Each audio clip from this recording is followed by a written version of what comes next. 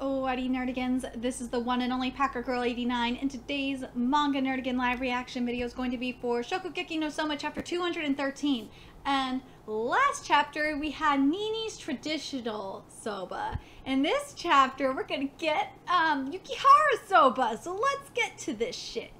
As the blizzard gets stronger, the competition becomes all the more intense. It's gotten quite chilly. The snow was already coming down when we entered the arena, but it just keeps getting stronger. Brr, between the temperature and the nerves, I've got a bad case of the shivers. At long last, the tasting of Soma-kun's soba. Was he able to surpass Kinokuni-senpai, or did he fall short? I'm counting on you, Yukihara-kun. Oh! Arena wants Yukihara so bad. I am waiting for the... I'm telling you, by the end of this arc, they are going to hook up. I will ship them! And now it's that blasted rebel Yukihara Soma's turn. Let the tasting begin. Ooh. Order up. Let your boiling hot emotions spill forth from the bowl. And this chapter is called The Cup of Possibility. I've got it. I've got it. I understand Yukihara's dish now, huh? And I must agree, it certainly doesn't give off any soba vibes whatsoever. That's all you have to say, Alice G? But she has a point. After stir-frying them in an iron wok like that, wouldn't that completely ruin the delicate flavors of the soba? Soma-kun. Ishiki-senpai! I love Ishiki-senpai! Like, I gotta say, this arc really makes me love Ishiki-senpai. I fucking love him. I think it's just that since we've seen... Yes, I know cooking naked should give this man an edge, but, like... just the way he's coming up in his secret dark side. It's just like, oh my god, Ishiki. I see, so this is your answer. Yes, sir. I just hope it goes over well. Then without further ado, judges, if you please, of course. Whew. Now then, I wonder what the verdict is. Could it perhaps be completely and utterly devoid of any flavor? Gotta love this brainwashing. This is... oh my gosh. Oh, that's a good... goddamn page. Load! I want to know! This is... oh my god, they are in love with it. They're about to have a foodgasm. It's alive. The aroma and flavor of the soba, it's still alive and well. It's what? The portions that were... lightly fried in the wok have an exquisite crispiness to them. It's the perfect contrast for the texture of the soba. And the clear oils of the duck meat are giving the soba a distinct richness all the while. And yet the flavor of the soba itself is still coming through perfectly. Ah, right! How can this be? It couldn't be... he used third flour? Third? Third flour? What the fuck is that? You mean... to say that he didn't use the same type of soba flour? When it comes to soba flour, depending on the differences of the grinded soba seeds, it can yield 3 different varieties: first flour, second flour, and third flour. First flour, when the soba seed is grinded up, only the central portion of it, the endosperm, is turned to powder and collected. Then as the soba is pounded, it comes out smooth and velvety, resulting in an elegant flavor. Second flour, the soba seed is grinded even further so that the area enveloping the endosperm, the germ, is also turned to powder. The resulting aroma and texture have a very satisfying balance. And third flour, and the spinal type of flour, continuing on from the second flour, the portions of the seed close to the exterior skin are also grinded. The quality of the sensation in the throat as it goes down is lost somewhat, but in exchange, the flavor becomes extraordinarily strong. Miss Kinokuni elected to use first flour for her dish. Not only did it have a soft sweetness to it, but the noodles themselves were also flexible, creating an excellent texture that was satisfying to chew and slid down the throat effortlessly. Their flavor was of such high caliber that the 3 of us were completely entranced, as if we were climbing the stairway to heaven. Meanwhile, the third flour that he selected in comparison to first flour, it lacks that velvety texture, and the aroma and sensation on both the tongue are both rough.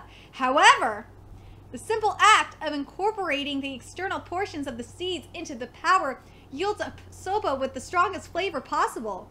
If Mr. Yukihara had used first flour in his recipe instead and then fried the noodles as he did, the flavor would certainly have been ruined. But because he employed third flour, which possesses the characteristic flavor of soba to the maximum level in the dish, even if it fried to a crisp in the wok, the soba flavor shan't be lost. Yay! We got an old school English, Shakespearean English. In other words, he was successfully able to create an unyielding flavor within the delicacy that is soba. Yukihara never fails to impress. How could one possibly conceive such a dish? If you're using third flour, the first thing that comes to mind is so-called country soba or bush soba. So in the translation, no, I'm going to read this. So bush style yabuke, named for an Edo period soba producer whose shop was in the bushes. And yet, why? How on earth did you come up with the idea of frying the soba? Huh? I told you when we were cooking, didn't I? It's cup yakisoba. Cup yakisoba? That's one of those instant cup noodle type things, is it not? You got it. Oh, these small bowls are condiments, am I right? I see. So you can add as little or as much as your heart desires. You made a cup of soba! He made instant soba! Actually, those aren't just any condiments. They're what you call extra seasoning. Ground toasted sesame seeds used as a seasoning spice. Feel free to sprinkle on as much as you'd like.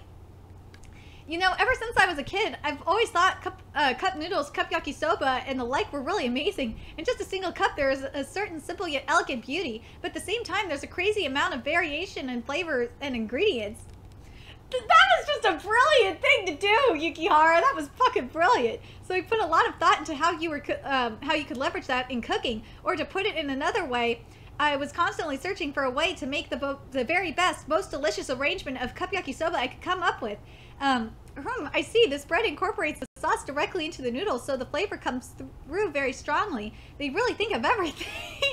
Oh my god, this is like the best inspiration here. I see. In order to produce a flavor that makes it taste like it's been fried, they built an oil with the sauce that you add after cooking. Ain't that just plain old yakisoba? This is the ultimate cup yakisoba. Check it out, Pops. I tried frying up the drained noodles in a pan. I took third flour soba with its strong flavor, and then made a special rich sauce using dried bonito stock as a base, and added a strong kashi made with 10 parts dark soy sauce, 4 parts mirin, and 3 parts brown sugar. So what mirin is a sweet rice wine used for cooking. And kashi is a mixture made up of, you guessed it, soy sauce, mirin, and sugar. And finally, a leaf spice seasoning. I took all 3 of those and mixed them all up inside the cup, or in this case, the wok, and boom, it's done. Does that scalding hot wok really qualify as a cup? That's my Yukihara-style barley flour soba. It's certainly true that instant cup noodles, which were born in Japan, have been steadily evolving over many years. One might say this too has a certain history and tradition to it. When it comes to the sheer amount of time spent wrestling with Edo soba, there are surely no other students who could hope to match Ms. Kinokuni. However, he took a different approach. He came up with his own unique idea using cup yakisoba as inspiration to tackle this challenge from an entirely new angle. That was fucking brilliant, I gotta say. This was brilliant. And within this cup lies something which only he could ever express. He has demonstrated an entirely new world of possibility in the soba cooking genre. Diner-like cooking, huh? I see. It's certainly true that day in and day out you strove to cook meals that would satisfy all of your customers. That being the case, you may be able to think up a dish that not even the current Elite 10 could make. In typical Jochiro-san fashion, he left you some wonderful advice. Yep, I'll do him proud. In addition to that, most of the Elite 10 have some sort of ultimate specialty cooking genre that they excel in. In preparation for the real deal, it may be a good idea to do a little image training. That way, no matter what theme you're presented with, you'll be able to deal with it. For example, the cuisine in which Kinokuni-kun is most proficient is soba, no more, no less. Soba? But even so, I think it's all but impossible for you to draw an exact ingredient that the enemy is the most skilled in. Oh, God! Oh, Shiki-senpai! Oh, if only you were wrong! If only you were wrong! Ha, you got that right. That'd be some terrible luck in drawing lots, that's for sure. And yes, Yukihara has the worst fucking luck in drawing lots. But maybe this was the best thing. I'm looking forward to it. The answer that only you could come up with. Roger that. That's our Soma. He easily surpassed our wildest imaginations. Oh, so the main ingredient in the spice is Sichuan peppers. What a wonderful flavor. And this one is ginger. If you mix this in, if you mix this in, the flavor is enhanced even further. You simply must try this. Foo foo foo. It's piping hot and incredibly delicious. A deliciousness and enjoyableness that you can enjoy together with your peers. From that, an unbreakable circle of friends is born. It's as if I'm returning back to the days of my youth, as my entire body is enveloped by the warmth of the soba. I talk gleefully with my friends, almost as if I'm walking together with my best friends on the night of a summer festival. It's both beautiful and pulls on the heartstrings, your soba aroma. With that, our deliberation is ended, and we will announce the verdict. At long last, here comes the third card of the first bout, the conclusion of the bout between Kinokuni Nini and Yukihara Soma. Who will emerge victorious? Judges, your decision. The victor was decided unanimously between the three of us, and the chosen victor is. And yet I do not understand why. Why was it that only this dish? From this dish, only an even stronger soba flavor than ever before came through. What? That's how the chapter ends?